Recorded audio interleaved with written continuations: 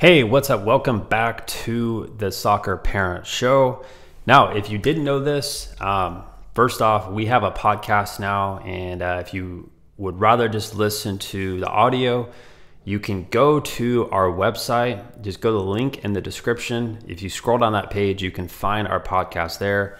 It's on pretty much every major podcast outlet, Spotify, Stitcher, and you can go down on our website. You can go find it there. Just go to the link in the description and you will see it there. Now, today's message, this is something that, this is kind of hard to talk about, but I know at this point, I have not seen a video about this on the internet, and I feel like it's my responsibility to talk about this because I have seen this happen too many times at this point, and I've heard too many stories from players that I've worked with, and it's time to talk about it. It's time to confront this. Here's what it is. Let me paint the picture for you.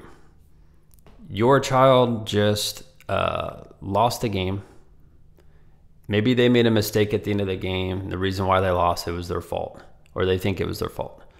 They get into the car, and the first thing you do as a parent, you try to coach them. You're trying to have this like coaching session in the car. Your child puts on their headphones. They don't want to listen, or maybe you're talking to them and they're like a brick wall. They are not listening to you, and maybe they are, they're just not responding. And they get annoyed and they say, you don't know what you're talking about. And this right now, what I'm saying is very normal. Right? So if you're a parent watching this, don't think that it's weird that your child does this. That is normal, right? And here's what needs to change, all right? As a parent, what you have to do is you have to recognize what's happening in this situation, right? My son or daughter just lost a really tough game. They think that it was their fault. And of course, it's good to teach your child lessons. It's good to talk to them after the game. I'm not saying that as a parent, you should be putting on your headphones too and not talking to them. I'm not saying that. But what you say in that car ride home will make or break your child's confidence.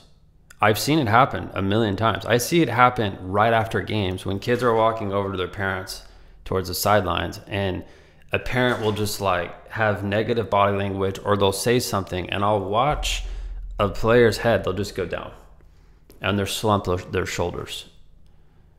And that's in public. And then I try to imagine, well, what's happening in private when they're in the car, right? And as a parent, you have a really special opportunity to be a positive influence on your child. And a lot of parents, what they do is they try to act like their coach.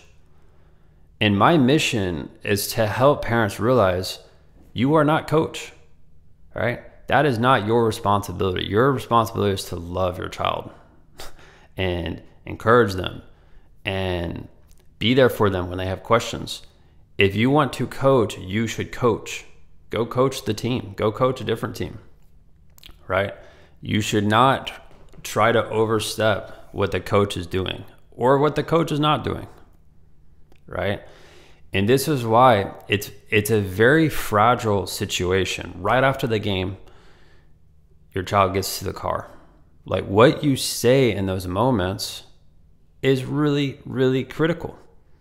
And this is why, for me, I have decided I'm going to be publishing a book coming up, and it's going to be available on our website. And it's geared towards parents.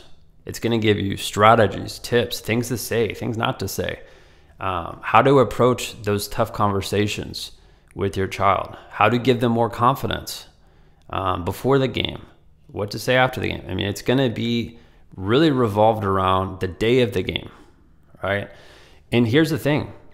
As your child progresses with soccer, they get more and more competitive, and the stakes get higher. And what happens is, I've seen this, there's always two types of parents. There's the parent who always oversteps. Their child only tries hard and plays good to please their parent.